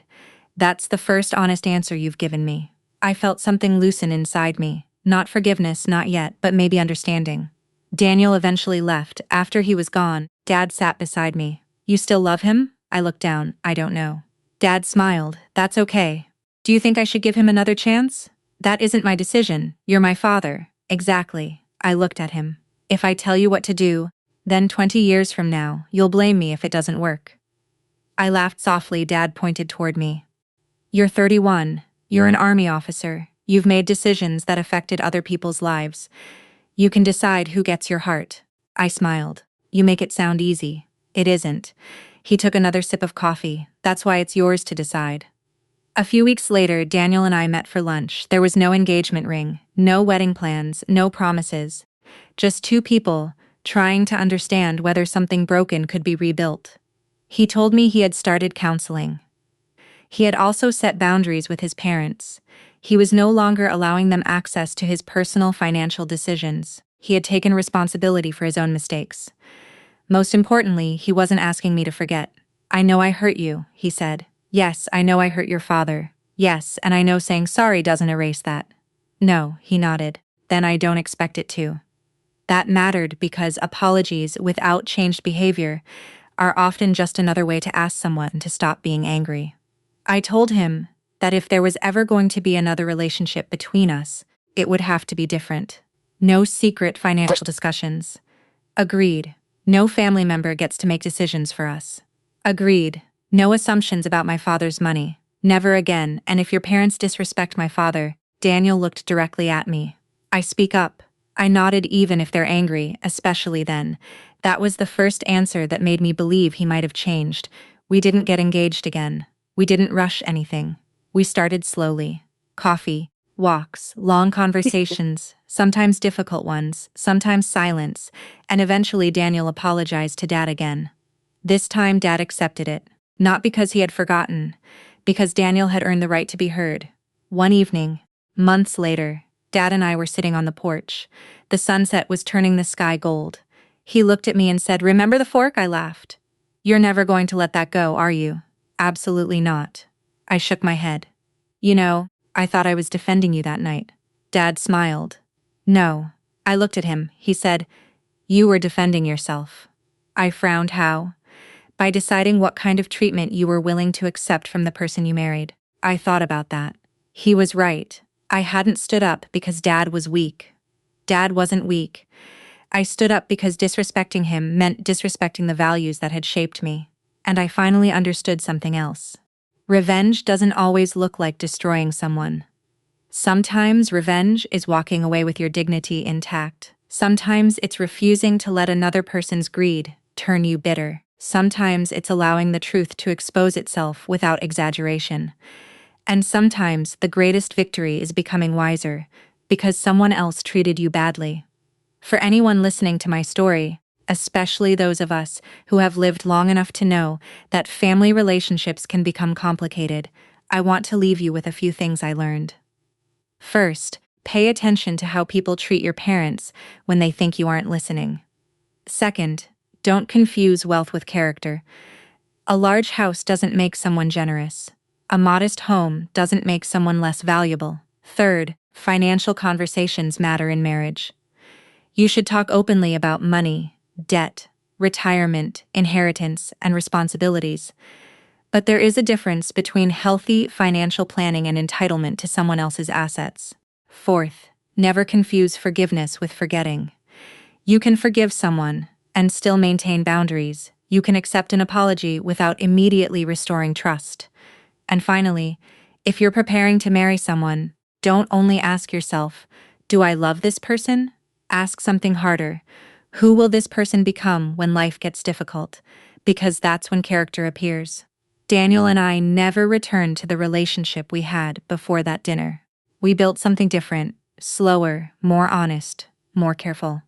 Whether that eventually became a marriage was less important to me than knowing that this time neither of us was pretending. And Dad, he still drives that old truck. He still burns the toast. He still tells embarrassing stories about me. And every time I visit, he reminds me that the most important things in life usually aren't the things we can put a price on. I used to think that night was about exposing Daniel's family, It wasn't. It was about seeing clearly. It was about learning that loyalty should never require you to abandon your values. It was about realizing that a peaceful life is worth more than an impressive wedding. And it was about remembering something my father had taught me long before I ever put on an army uniform. Never let someone else's poor character decide who you become. That sentence has stayed with me. So if this story reminded you of someone in your own life, take a moment to think about what it taught you. Maybe someone needs to hear that respect matters more than status. Maybe someone needs to hear that boundaries aren't cruelty. Or maybe someone simply needs the courage to walk away from a relationship that no longer feels honorable. If this story touched your heart, share it with someone who might need that reminder. And if you enjoy stories about family, courage, dignity, and the quiet strength it takes to stand up for what is right, consider subscribing. Because sometimes the hardest battles aren't fought on a battlefield. They're fought quietly across a dinner table when you finally decide that your values are worth defending. The courtroom went silent when the judge looked over the financial statement and said, "Mr. Wickham, you appear to have misunderstood the financial position of your wife." My husband stopped smiling. Across the aisle, his attorney shifted in his chair. Behind them, my mother-in-law, Judith, whispered something I couldn't hear. Then she looked directly at me, and the color drained from her face. I kept my hands folded in my lap. The judge turned another page. "According to these records, your wife's net worth is approximately $28.7 million. Judith stood so quickly that her chair scraped the floor. $28 million. Then she collapsed. My husband stared at me as if I had become a stranger. But the strangest part was this. I had never wanted him to know about the money. Not because I was ashamed of it. Because 3 weeks earlier, I had still believed I was married to a man who loved me. And that was the day everything changed. 3 weeks before that courtroom, I sat in a quiet law office in Columbus, Ohio, listening to an attorney read my grandfather's will. My grandfather Arthur had been the kind of man who never talked about money. He wore the same brown wool coat for years, drove an old Buick, and complained if anyone spent $10 on coffee. To most people, he looked like a retired businessman living a modest life. I knew better. I just never knew how much better. My mother sat beside me. My 2 children, Eli and June, sat together near the window. My husband, Gideon, had taken the afternoon off work. The attorney, Evelyn Rusk, adjusted her glasses. "There are several personal bequests," she said. "But the principal beneficiary is Mara." I looked up. "Me?" Evelyn nodded. She continued reading. At first, I didn't understand what I was hearing. There were investment accounts, commercial properties, shares in a private company, and a family trust established years earlier in my name. My grandfather had not simply left me money. He had left me control. I felt my throat tighten. "Why didn't he ever tell me?" I whispered. Evelyn gave me a small knowing smile. "Because Arthur believed that knowing too early could change the way people treated you." That sentence stayed with me, especially when Gideon leaned toward me and asked quietly how much I turned toward him. "I don't know yet." He studied my face. "You must have some idea." "I really don't." He leaned back. For the first time that afternoon, I noticed something different in his expression. Not happiness for me, calculation. I had never seen that look before. After the meeting, we drove home separately because Gideon had another appointment. The next morning, Gideon asked again, "So, what did Evelyn say?" "There's a trust." "What kind?" "I don't know yet. We're meeting again next week." He nodded slowly. Then he said something I should have remembered. "You're lucky." I smiled. "So are you. You're my husband." He didn't smile back. Instead, he said, "We'll need to talk about how we're going to handle everything." Everything. At the time, I thought he meant our future. I was wrong. A few days later, I made a decision that now seems almost painfully innocent. Gideon had a business trip to Chicago. The children and I decided to surprise him. June thought it would be hilarious to show up at his hotel with his favorite cheesecake. Eli wanted to see Chicago, and I wanted to see my husband's face when his family suddenly appeared at the hotel after a long week. We flew out on Friday afternoon. The plan was simple. We would check into a nearby hotel, wait until Gideon finished his meeting, then surprise him at dinner. But when we arrived at the hotel, I saw something I wasn't supposed to see. Gideon was standing near the restaurant entrance. He wasn't alone. A woman in a navy blazer stood beside him. She touched his arm. Eli bumped into my shoulder. "Mom," I put one hand up. "Stay here," the woman asked. "Are you sure she won't fight you?" Gideon smiled. "She doesn't have the money to fight me." My stomach dropped. The woman looked concerned. "And the inheritance?" Gideon glanced around before answering. "Once the divorce is filed, we'll find out exactly what she has." I stopped breathing for a second. Inheritance, divorce, find out what she has, all in the same conversation. Then Gideon said something that hurt more than anything else. "I've already spoken to a lawyer." I stood behind a column, listening to the man I had loved for 16 years discuss the end of our marriage, as if he were negotiating a business contract. I looked at my children and realized I had two choices. I could walk into that restaurant and confront him, or I could stay quiet long enough to understand exactly what he was planning. I chose silence, not weakness, not fear. Silence. I took my children back to the airport that evening. On the flight home, June slept against my shoulder. Eli stared out the window. Finally, he asked Mom, "Why didn't we surprise Dad?" I looked at my son because sometimes I said quietly, "You learn something important before you're ready to hear it." After the children were asleep, I called Evelyn. She answered on the second ring. "Mara, is everything all right?" "No," I said. Then I told her what I had heard. There was a long silence. Finally, Evelyn said, "Do not confront him yet." "Why?" "Because if Gideon is already planning around your inheritance, we need to know exactly what he has done." I closed my eyes. Then Evelyn said the words that made my blood run cold.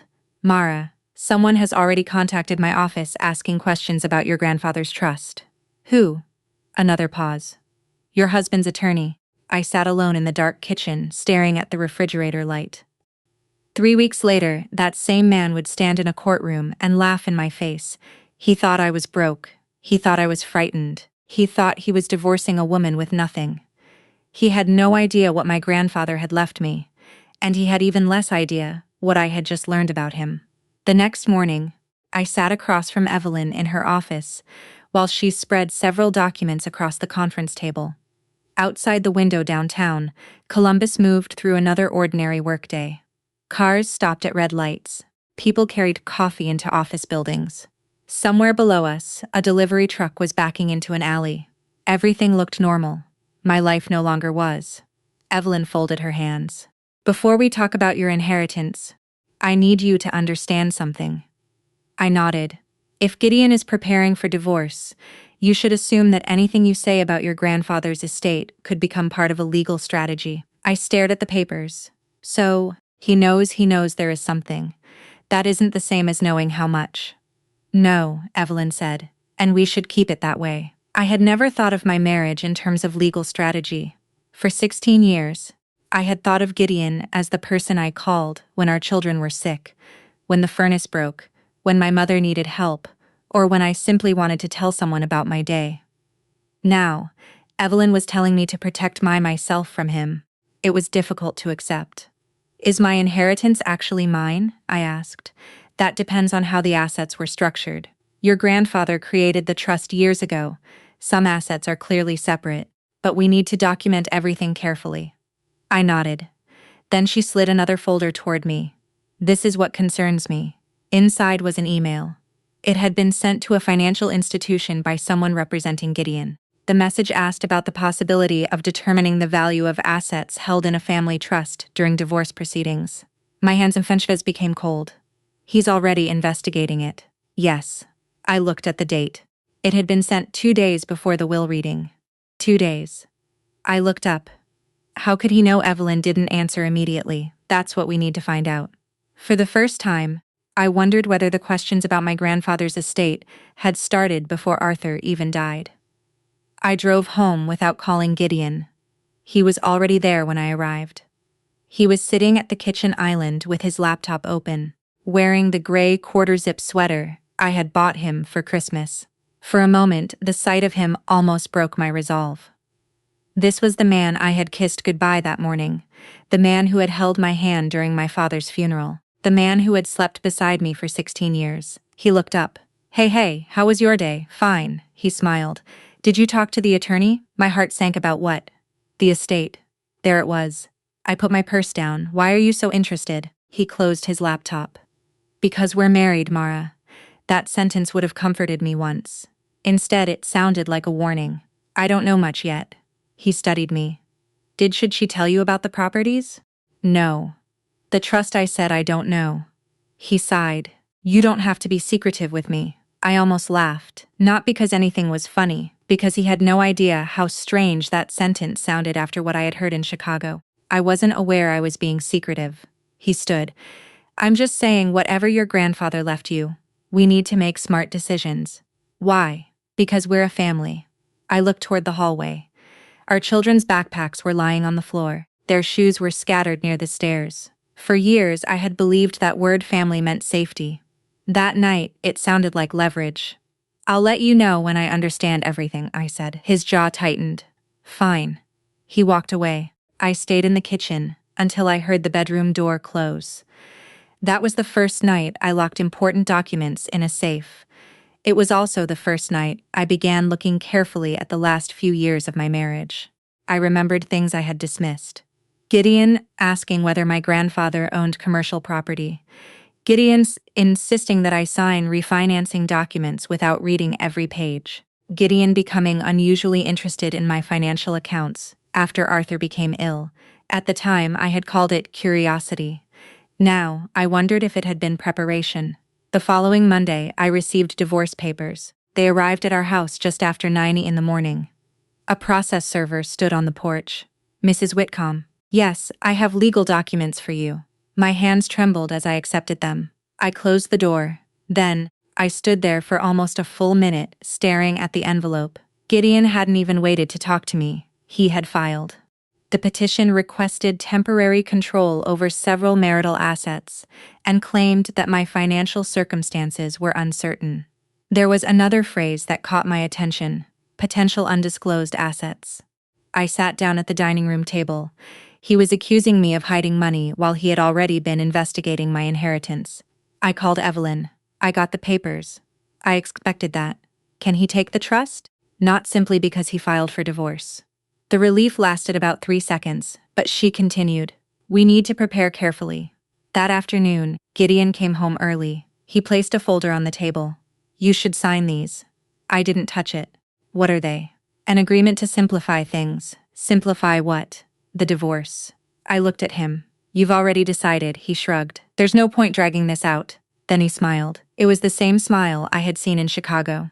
Confident, almost amused. You don't have the money to fight me, Mara. The room went quiet. Our son Eli was standing in the hallway. He had heard everything. Dad. Gideon turned. What? Mom doesn't need money to be our mom. Gideon's expression hardened. This is an adult conversation. Eli shook his head. You're the one who said she doesn't make real money. Go upstairs. Eli didn't move. I stood and gently touched his shoulder. It's okay. Go finish your homework. He looked at me, then at his father. Okay.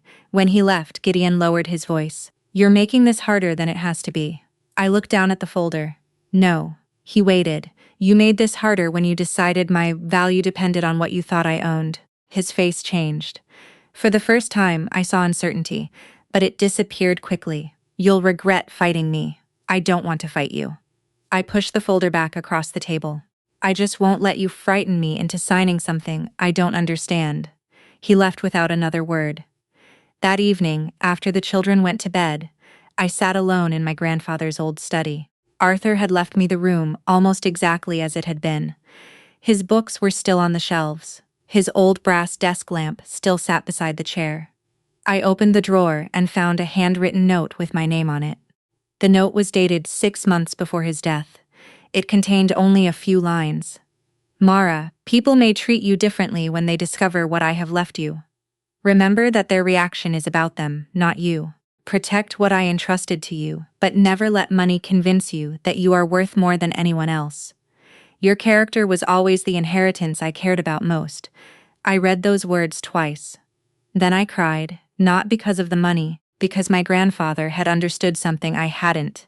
He knew that wealth could reveal people, and now my husband was revealing himself. The next morning I called Evelyn. I want to know everything. She understood. We'll start with the trust. And Gideon, We let him keep believing he knows what he's dealing with. I took a deep breath. For 16 years, I had tried to keep peace in my marriage. Now, I wasn't trying to destroy Gideon. I was simply going to stop protecting him from the consequences of his own choices. And for the first time since the divorce papers arrived, I wasn't afraid of what would happen next. I was ready to find out. By Monday morning, that the house had become a place where every conversation felt like a negotiation. Gideon stopped asking about the inheritance directly. Instead, he asked questions that sounded ordinary. Did you call the bank? Are you still meeting with Evelyn? Have you decided what you're doing with the property? I answered as little as possible, not because I wanted to play games, because I had finally realized that information was no longer safe in our home. 2 days after receiving the divorce papers, I met Evelyn again. She had prepared a thick binder and placed it in front of me. This is everything we've confirmed so far. I opened it. The first section contained the trust documents. The second contained property records. The third contained investment accounts. The fourth contained correspondence related to the estate. I looked at her. How much is it worth? She paused. We're still verifying the final valuation. Give me an estimate. Evelyn turned a page, approximately $28 million, depending on the final appraisal and market conditions. I stared at her. 28 million. I had spent most of my life worrying about ordinary things, mortgage payments, grocery bills, car repairs, school expenses. I had never imagined that one day someone would tell me I was worth more than $28 million. But the number didn't make me feel rich. It made me feel exposed. What happens now? We protect the assets and document where they came from. And Gideon, he can request information through the divorce process. That doesn't mean he automatically receives the inheritance. I nodded. Then Evelyn leaned forward. Mara, I want to ask you something.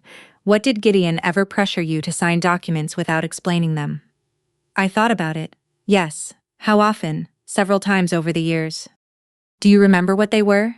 Some refinancing papers, a couple of business-related forms, one document connected to a property. Evelyn's expression changed. Do you still have copies? I don't know. Find them. I went home that afternoon and started searching. For hours, I went through filing cabinets, old email accounts, tax folders, and boxes in the basement. Near midnight, I found a folder I had forgotten about. Inside were copies of several documents Gideon had asked me to sign 3 years earlier.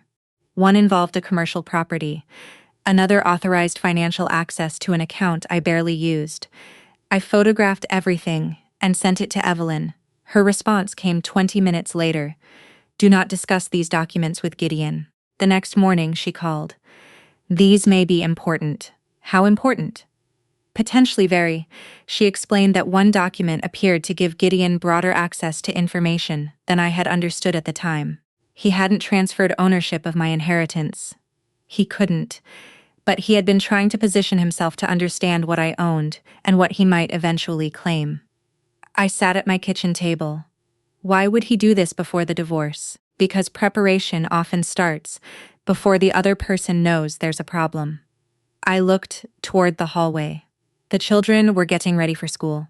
For 16 years, I had thought Gideon and I were building something together. Maybe I had been building. Maybe he had been calculating. That afternoon, I received a text from him. We need to talk tonight, just the two of us. I almost ignored it. Instead, I agreed. He came home around 7. He sat across from me at the dining table. For a few seconds, neither of us spoke. Then he said, I don't want this to become ugly. I almost smiled. You already filed for divorce. I know you hired a lawyer before you told me. I was protecting myself from what he looked at me from uncertainty. I knew what he meant, the inheritance. He wanted to know exactly what I had. You could have asked me? I did, and I told you I didn't know. He leaned back. Mara, let's be honest. Your grandfather was wealthy. You knew there was money. I knew he had assets. I didn't know what he was leaving me. He shook his head. You always do this. Do what? Pretend. You don't understand how things work. I felt something inside me settle. Not anger, something quieter. Clarity. You've already decided who I am in your mind. He didn't answer. Then he said, I think we should sell the house. No. His eyebrows rose. You don't get to decide that alone. I know. And I think you should sign the agreement my attorney prepared. No. He stared at me. You haven't even read it. I had my attorney review it. His expression hardened. You're really going to make this difficult. I am going to make it fair. He stood. You're going to regret this. I looked at him. I already regret something. What? Trusting you without asking enough questions. He walked out. That night, I heard the garage door close, then silence. I thought that was the end of our conversation. It wasn't. The next morning, Gideon served a request for financial disclosure. He wanted records of my inheritance trust documents, investment accounts, property valuations, and anything else connected to Arthur's estate. Evelyn wasn't surprised. Let him ask, she said. But what if he gets everything he gets what the law requires him to get? Nothing more. She explained that inherited assets could be treated differently from property accumulated jointly during a marriage, depending on state law and how the assets were handled. She also warned me that mixing inherited money with marital funds could complicate matters. That conversation taught me something I wished I had known years earlier. Financial literacy wasn't just about knowing how to save money. It was also about understanding what you owned, how it was titled, and what legal protections applied to it. Then Evelyn showed me something unexpected. A series of emails between Gideon and his attorney. In one of them, Gideon had written, "If the trust is as large as I think it is, we need to move quickly." I read the sentence twice. Then another message caught my attention. "She won't know what she's entitled to. We can negotiate from there." My hands tightened around the paper. He wasn't planning a divorce based on the failure of our marriage. He was planning a financial negotiation, and he believed I was too uninformed to understand the difference. I looked at Evelyn. What do we do? She closed the folder. We let the evidence speak. I nodded. For the first time, I understood what my grandfather had meant about people changing when they discovered what you had. The money hadn't changed, Gideon. It had simply removed the disguise. That evening, I sat with Eli and June while they ate pizza at the kitchen table. June asked, "Is Dad still mad?" I took a breath. "Dad and I are having some adult problems. Are we going to be okay?" I reached across the table and held her hand. "Yes," Eli looked at me. "Even if you get divorced," I nodded. Even then, he seemed relieved. Then he asked the question I wasn't prepared for. "Mom, did Dad leave because of the money?" I looked at my children. I didn't want them to grow up believing money was the reason families stayed together.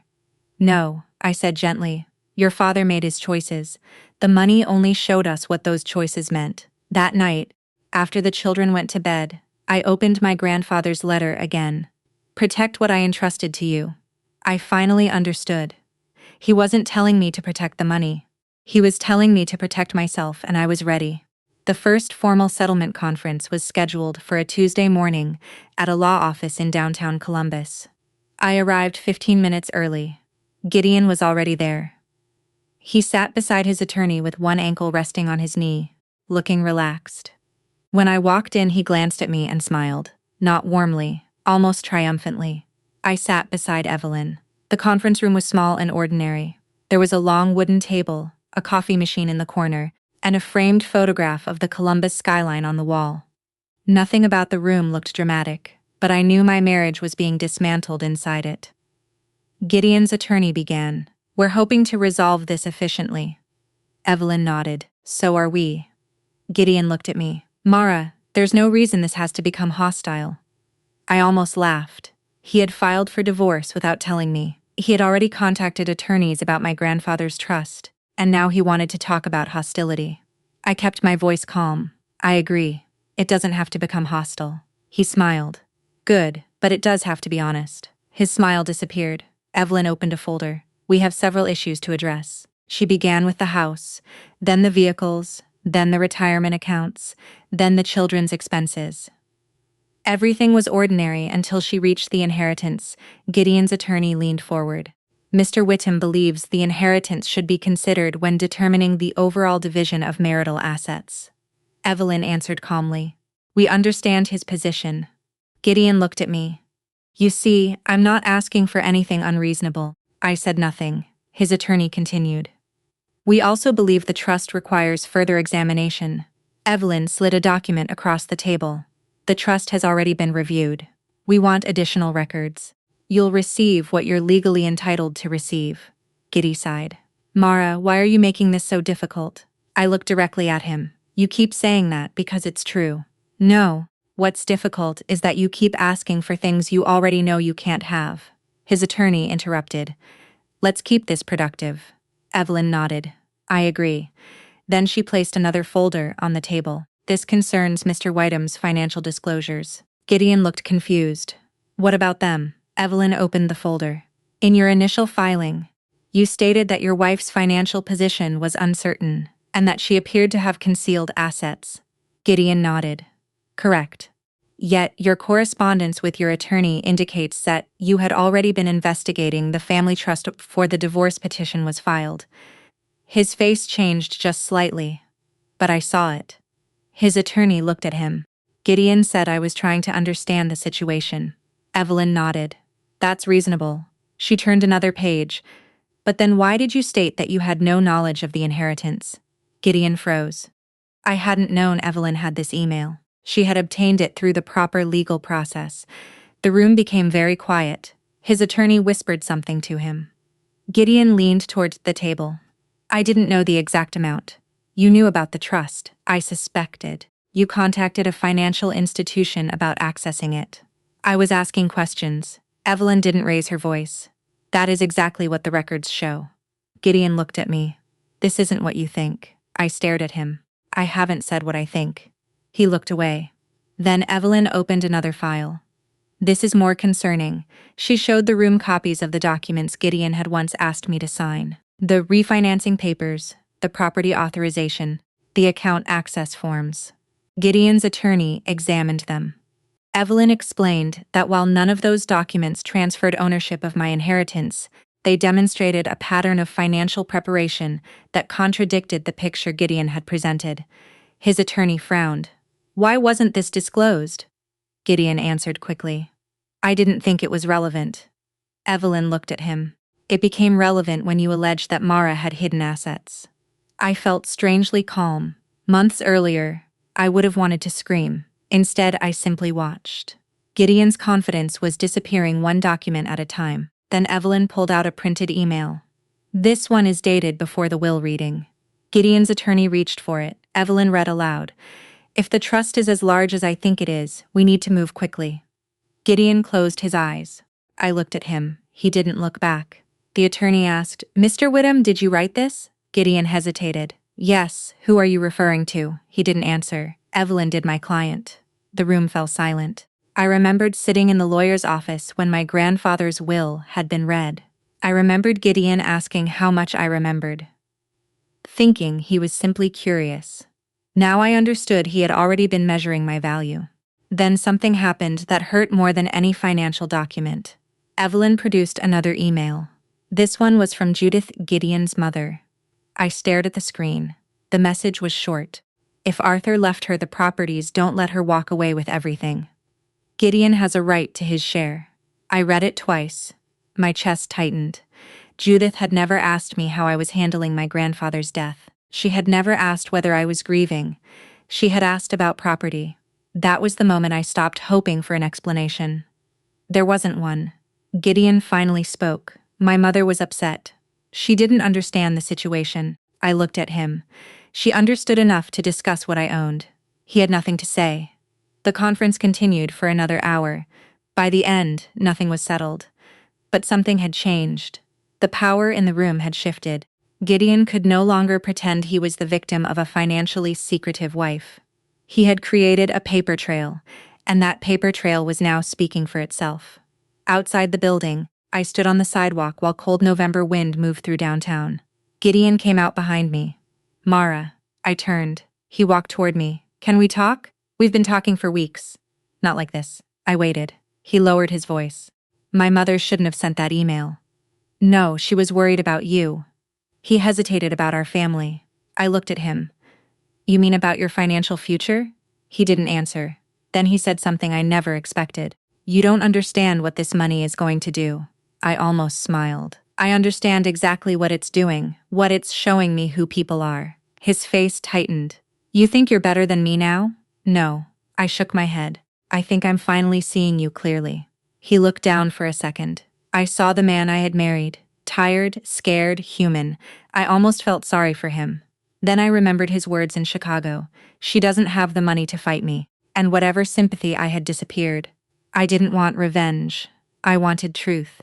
And I knew the truth would eventually reach the courtroom. The final hearing was scheduled for the following week. That night, Evelyn called me. We're ready. I sat at the kitchen table. For what? To present the full financial record. I knew what she meant, the valuations. How much? She paused. The final number is 28.7 million. I closed my eyes. 28.7 million. For years, I had thought wealth was something that made people powerful. Arthur had taught me differently. Money could buy options. It could buy lawyers. It could buy time. But it couldn't buy character. And Gideon was about to learn that lesson in front of a judge. The morning of the final hearing, I woke before my alarm. For several minutes, I simply lay in bed and listened to the house. The refrigerator hummed downstairs. A car passed outside. Somewhere in the hallway, June's bedroom door creaked as the heat came on. It was an ordinary morning. But by the end of the day, nothing about our family would feel ordinary again. I got dressed in a navy suit and stood in front of the mirror. I looked tired. Not weak, just tired. 16 years of marriage had taught me that there were some battles you couldn't win by being louder. Sometimes you won by staying calm long enough for the truth to become impossible to ignore. At the courthouse, Evelyn met me near the entrance.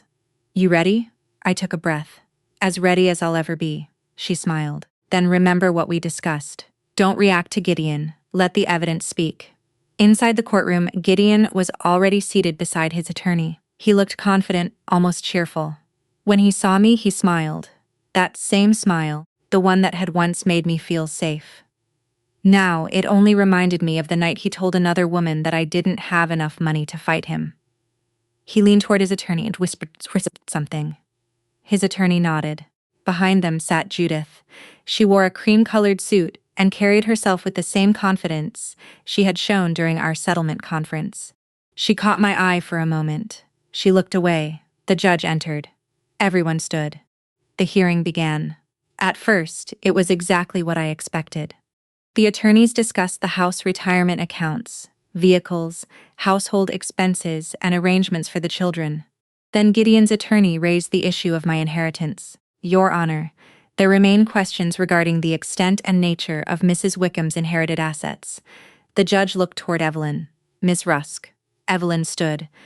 We have provided the requested documentation. She handed several folders to the clerk. The judge reviewed them. These include the trust documents. Yes, Your Honor. Estate records? Yes. Property records and valuations? Yes. The judge continued reading. Gideon sat forward. His confidence seemed to return. He glanced at me. I kept my eyes on the judge. After several minutes, the judge looked at Gideon's attorney. Mr. Wickham's filing characterized his wife's financial position as uncertain. That is correct, Your Honor. The judge turned another page. Yet these records appear rather specific. Gideon's attorney hesitated.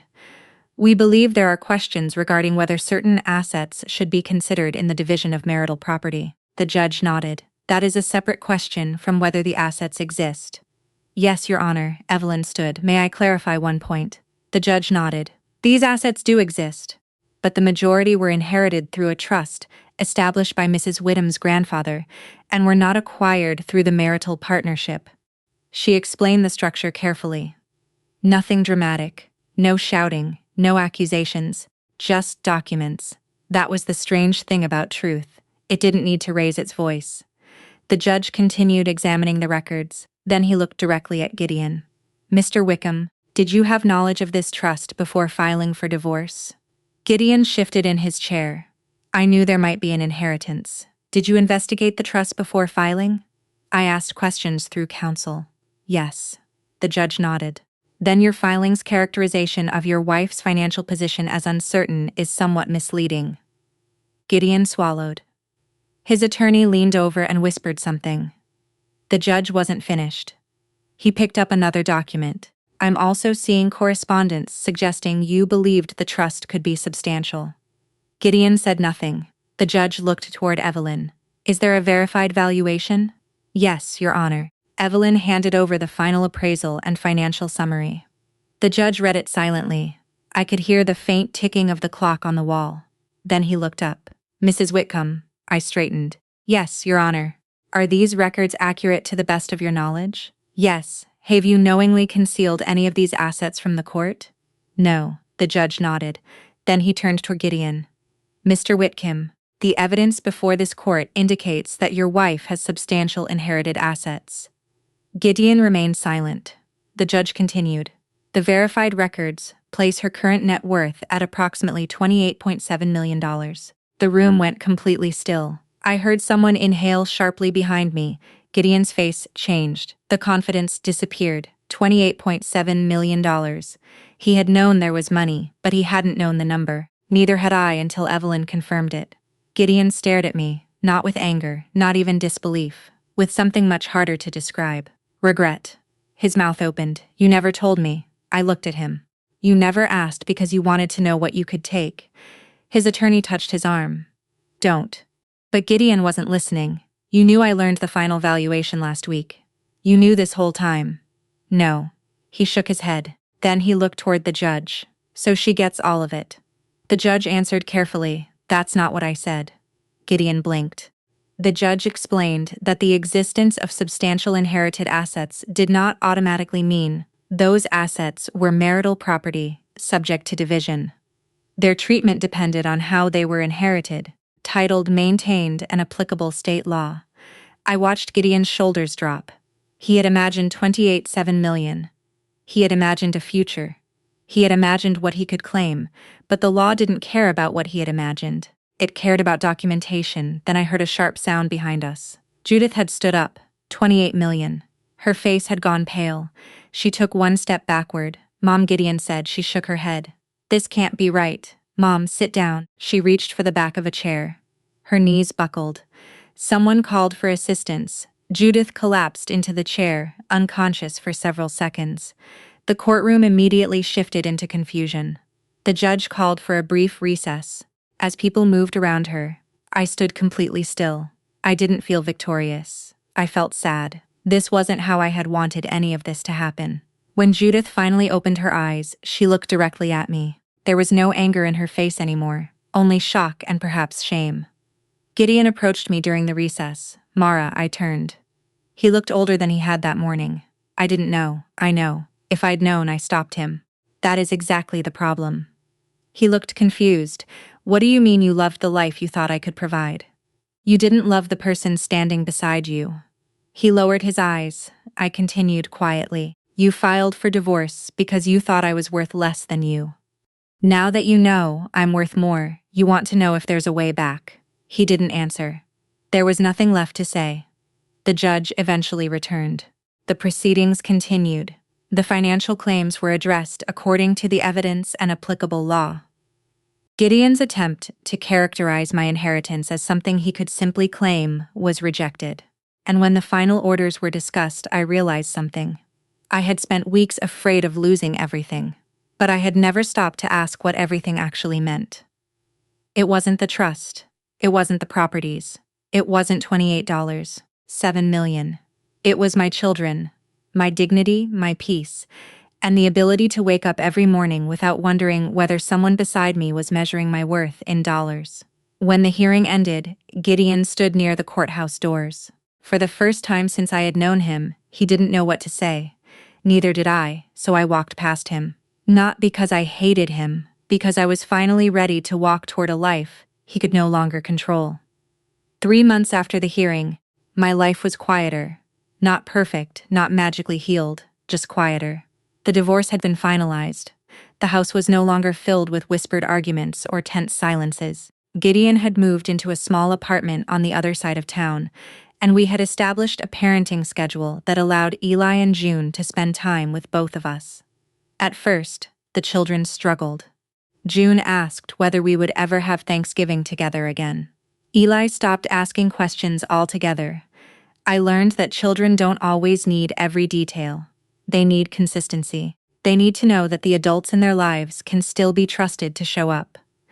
So I showed up. Every school pickup, every parent-teacher conference, every soccer game, every night June wanted me to check under her bed. And whenever Gideon came to pick them up, I kept my voice calm. Have a good weekend, you too. There was no affection between us anymore, but there was respect eventually. One Saturday morning, Gideon arrived early. The children were still upstairs getting ready. He stood on the porch with his hands in his coat pockets. "Can I talk to you?" I stepped outside and closed the door behind me. "What is it?" He looked down the street. "I've been going to counseling." I nodded. "That's good. I know you don't owe me anything." I waited. He swallowed. "I've been thinking about what you said in court." I knew exactly what he meant. "You told me I lost you because I thought you were worthless when I believed you were poor." He looked at me. "I deserved that." I didn't answer. He continued.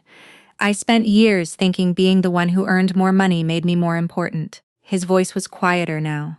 "I didn't realize how much you were carrying." I looked through the window. June was running down the stairs. Eli was behind her, carrying a backpack.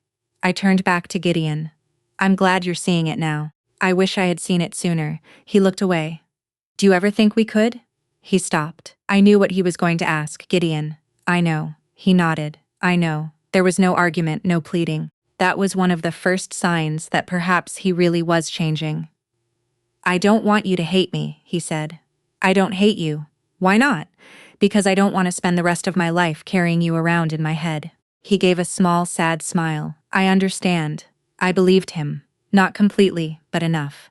Later that afternoon, I visited Judith. I hadn't planned to, but she had called me several times and eventually I agreed to meet. She looked smaller than I remembered.